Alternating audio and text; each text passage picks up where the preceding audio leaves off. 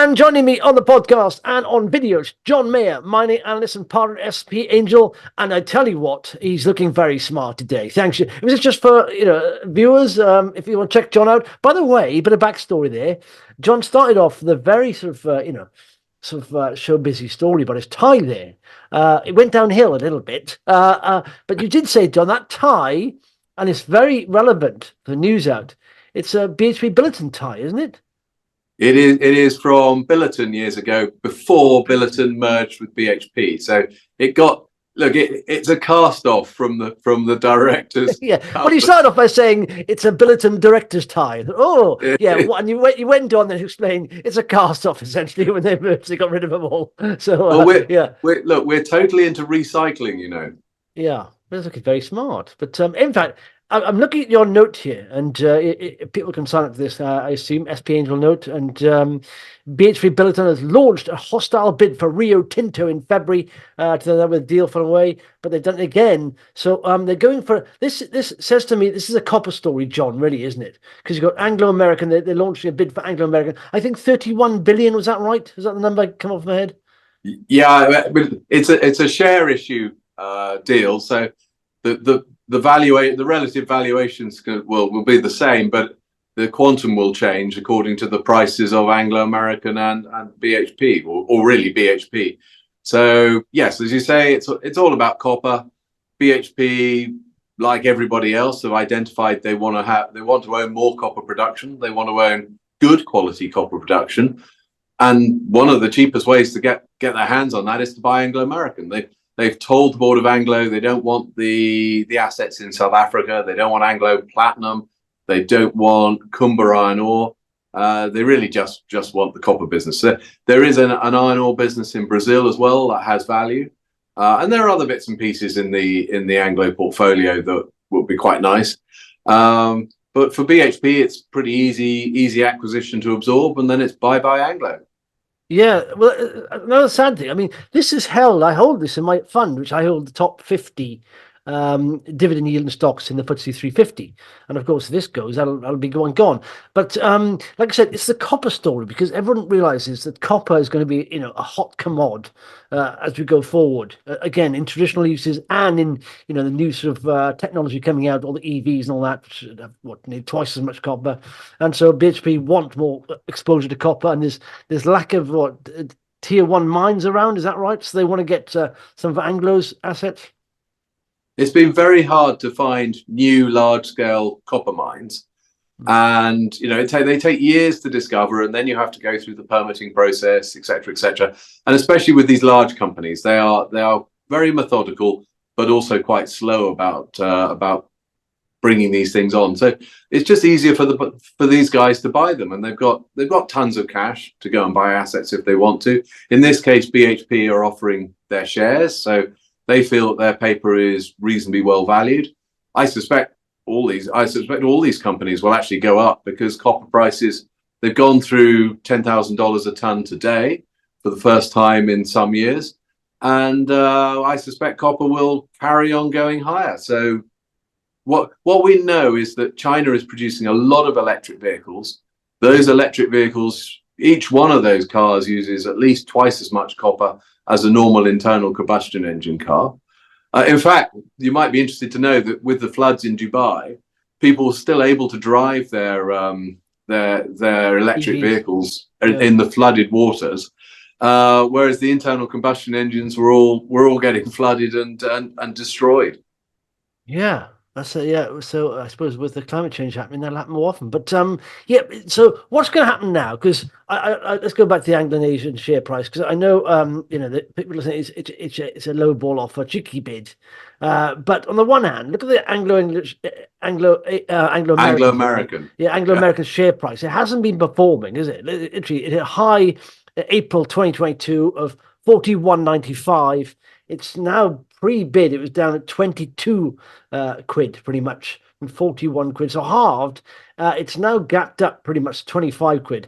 And you've got the board and everyone, the shareholders saying, oh, how dare you, on such a low ball offer. And they secretly turn around, yes, yes, because this is going to be now fought over, isn't it? I mean, they're going to reject it.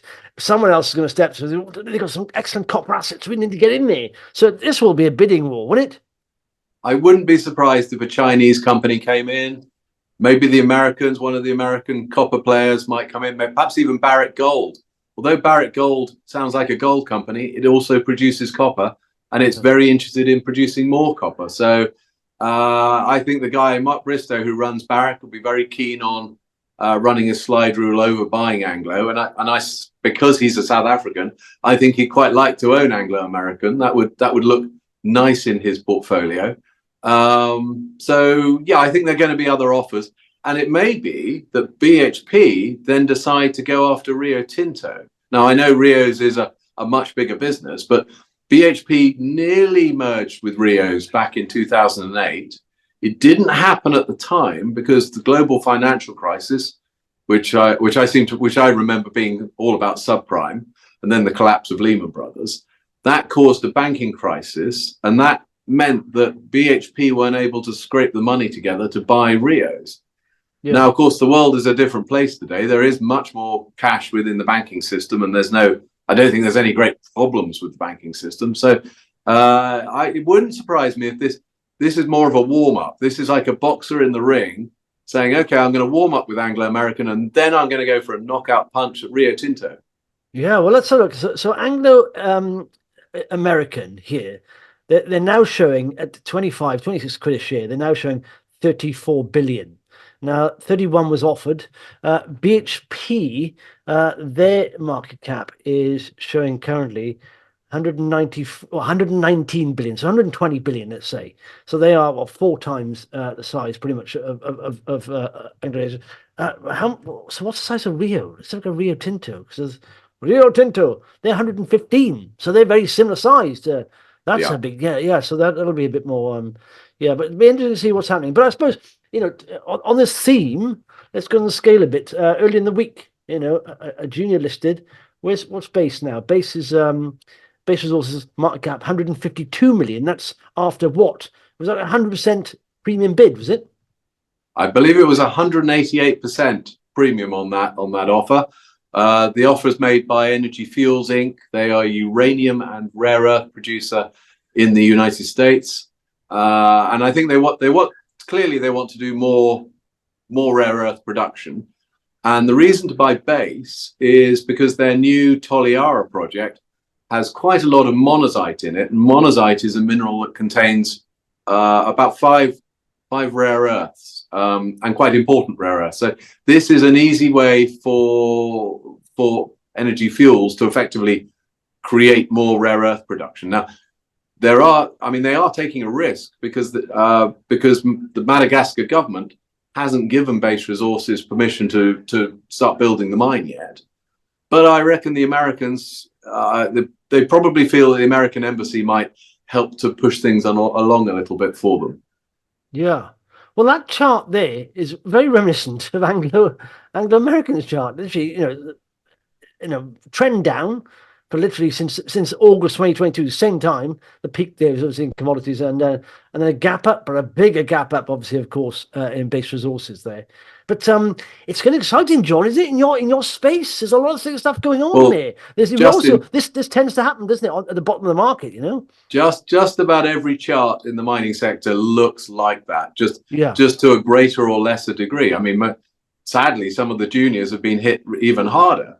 But it does feel like they're turning around. I bought some Kavango the other day. That's moved up very nicely. So I'm buying back into the market again. Maybe I'm buying in too early. Maybe I'm not. You never quite know. But it does feel that some of these stocks really shouldn't go down from here. And it does feel as if, well, certainly the market's getting better. Copper prices are up. Other metals prices are up. Gold prices are particularly up, and in fact doing quite well, even though there was a little setback in the week with the gold price, but actually it's picking up again. So we never Similar to quite the know gold where it's price, yeah. going, but Yeah. it's looking better anyway. Yeah, no, I mean, when you have a, do you know what? There's a couple of these companies. Like there's a Kavango there. We've looked at this chart before, and it's a good looking chart there. Because what you've got, I said, huge come down. If you go back to again September 2022, 21, there actually it was at 6 pence a share, and it's come all the way down to literally 90% of its value gone to 0.5. And now it's rallied very strongly. But this base, I quite like this, this bouncing off this level here, 0.6. Look at that. So it's gone from 6 to 0.6, which is, what's that? It's 99%, 95% of its value gone. And now it's starting, I quite like that. It may need to sort of consolidate and go sideways a bit here, like almost that cup and handle formation where it rises up, comes around again, then bangs up again, and that's just down to supply and demand there. But yeah, so yeah, but if you look at just bigger indices, John, I mean, the FTSE 100 this week has done 4 days of brand new all-time highs, and of course, a lot of miners, a lot of banks, all that in there. So it's up here to what 81.20 pretty much, and that will attract a lot of this is down to, of course, the the strengthening dollar, because they're pushing out the interest rate reduction to further out dates, and Europe, UK may go sooner. So the pound's weakening, the dollar's getting stronger. FTSE 100 companies largely denominated, their earnings are in dollars, so that helps a lot. But nevertheless, when you get an indices that's underperformed for a while, attracting new highs, money inflow happens. And if you look at the Japan stock market, money inflow started happening after they started rising after a low. And FTSE is good value. It's actually half the value of the S&P 500, and there's lots of dividend payers in it. S&P 500 pretty much is rolling over a little bit. And so I just said on Twitter earlier, where would you prefer to put your money? In an index where it's good value and is starting to show an uptrend, or an index at the S&P that's at higher value, it's probably fully valued and it's rolling over. So, and I think this is good for the entire market, because of course, once you start going into the bigger stocks and they start rallying, you start going down and looking at smaller stocks, taking on a bit more risk. So I think this is good for the entire market. Where's it? 250? 250 is trying to break up recent highs, and AIM. Let's look at the AIM all share.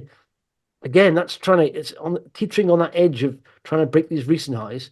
So I think you're right, John. I think it's looking exciting, and like I say, this kind of consolidation, these kind of mergers and acquisitions tend to come, don't they, when the market's at a bottom, because there's some cheap deals to be had. And I think BHP now got their shopping basket out and they're looking around for things. Well, there's definitely more M&A going on. We see that with 2 offers this week in the mining sector.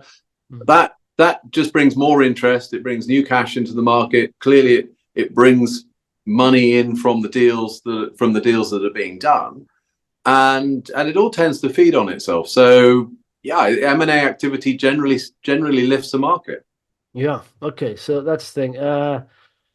Like on your list here, we pre-added a list here. So sovereign metals, John. Just explain what's sovereign about again, and what's the news there? Well, Sovereign have a rutile project in Malawi. Malawi's a nice African country. It's seen as pretty simple. There's lots of you mean simple to operate rather than the people being simple, yeah? Yes. Yeah. The people are nice and sophisticated, but the project should be relatively straightforward. As I say, it's a rutile project, which is a valuable form of titanium mineral sand. Very simple. We think it'll be very simple mining. I was with management yesterday, and they were describing some of the engineering issues, but it all looks pretty simple from our perspective. It's certainly in mining terms, and it was very useful to hear that there's lots of debt available for project development in Malawi, which is good news.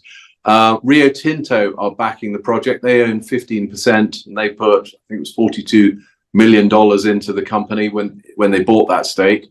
Rio's are very closely involved with helping the management with the ESG, with the technical issues in relation to the future development of the project. So it feels like Rio Tinto are taking it extremely seriously, and maybe Rio's will buy this project out in a year's time. So for me, I think there's lots of upside, because as the company works through its full feasibility study, I'm quite confident they will show additional value to the project, and as that value builds, hopefully the share price will follow. Okay, let's look at the OMI, which is Orosur Mining.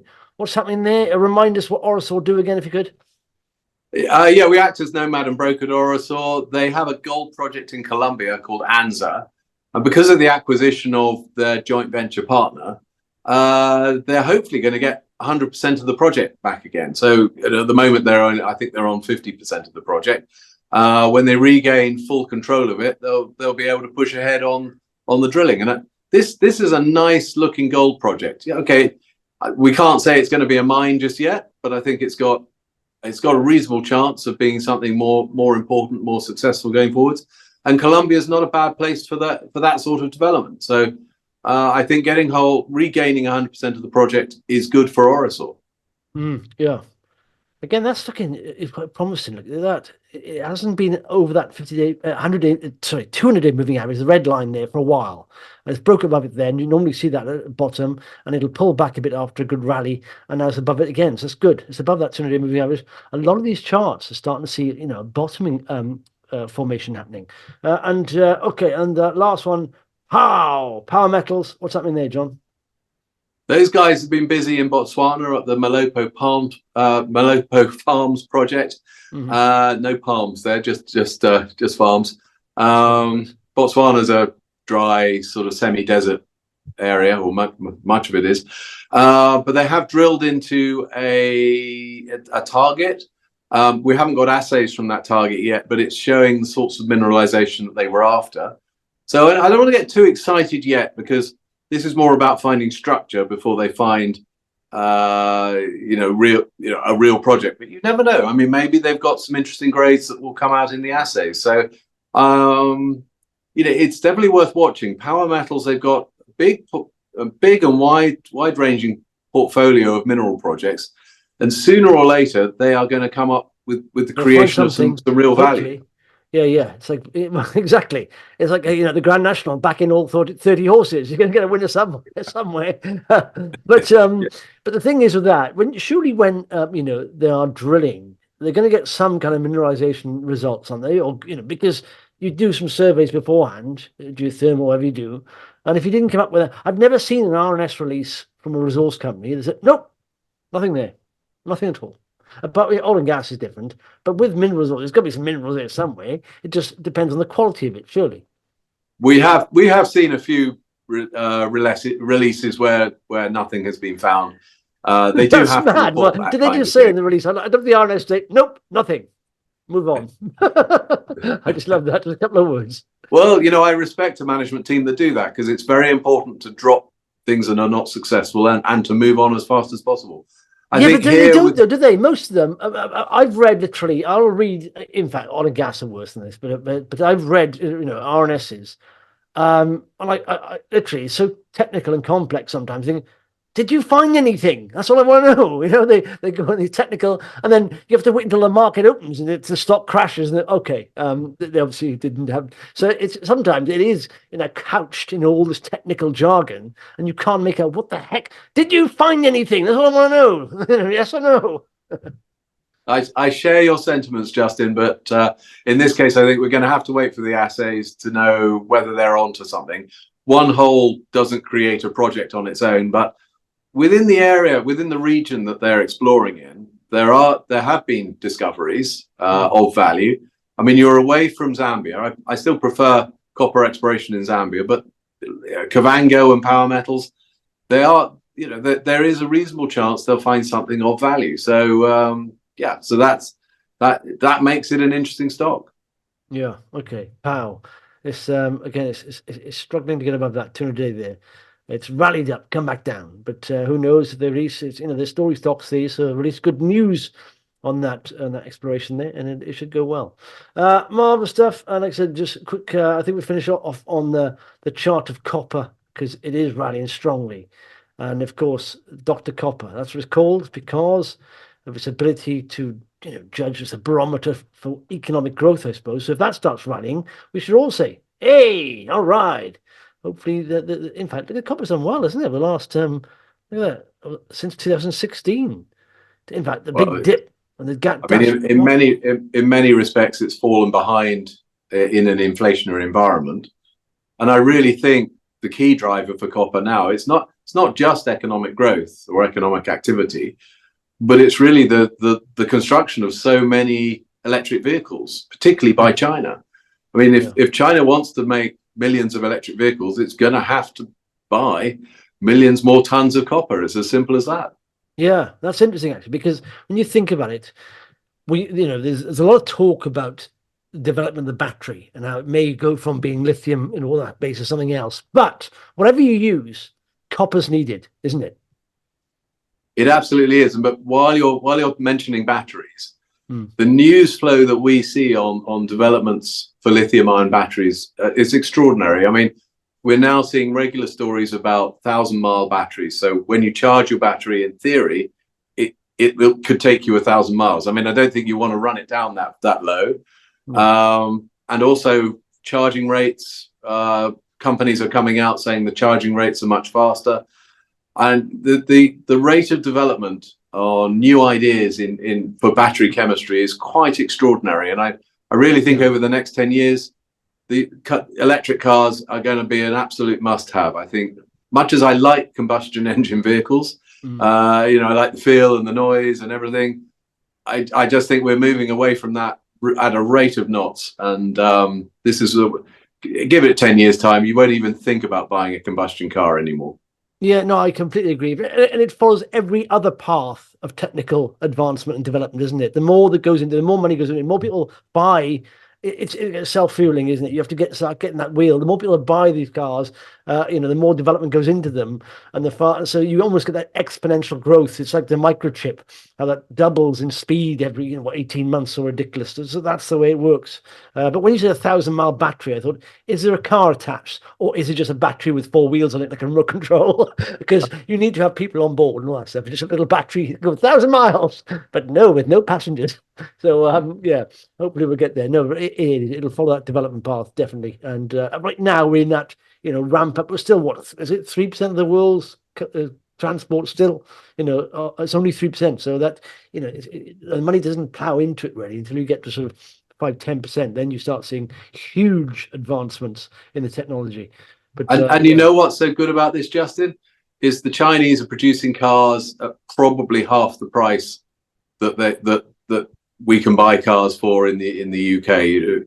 But the Europeans have been charging a lot of money for their cars over the years, and China is going to come in and undercut them by 30, 40, 50%. I mean, I think we'll be able to go out and buy a half decent electric vehicle for £10,000 in the next year or two. It's just a question of when they go on sale. And why not? Because I think they'll be good quality, and I think the cost of motoring is going to come down a lot. Yeah, well, part of that, I think, is good news is that Chinese are dominating that market. Anything that Chinese dominates worries me a little bit. But no, I know what you mean. And if you look at all the European cars, their brands, and like we've always driven literally BM or Merc, something like that, right? This year, for the first time ever, we bought a Hyundai, right, 4x400, and it was a better quality than the last BM. Honestly, it's a better drive than the last BM. And you get a lot more with it for the money. I'm thinking the quality is there now, absolutely there. And so I don't care about brand of cars. It's like literally with the BM, if you break the wing mirror, you pay like 700 quid. What the heck? So, and that's not the case with, I think a lot of people are going to be shopping elsewhere when it comes, because the Germans, all these brands, they're very expensive, and they're not, they're okay, but they're not, the Far East cars are catching up. Well, I think most of them are there, quality wise. Absolutely. Well, why would you spend extra 10 grand for 20 grand for a car when you don't need to? The big difference between Western manufacturing and Chinese manufacturing is the Chinese produce as much as they can, as cheap as they can. Whereas in the West, we try to produce things that we could, manufacturers try to sell vehicles at the maximum possible price, and they're not so bothered about how many they sell. And there's a big difference in philosophy there. Yeah, I think people are literally chopping down on brands. And I think you see this on the supermarket everywhere. Do you remember years ago, John, like 20 years ago, you want to be seen buying, the best brands in a supermarket. Now you're a bit of a fool if you aren't paying for the German discounters brands because they're good and you are spending like 20% less. It's like it just makes monetary sense. Why would you just spend something because of the brand? It doesn't matter. You're being ripped off essentially. I think a lot of people are now disregarding brands a little bit, and they're going for quality rather than just the brand name. Anyway, we've digressed there a bit. Thanks for that, John, and we're speaking next week. Thank you, Justin.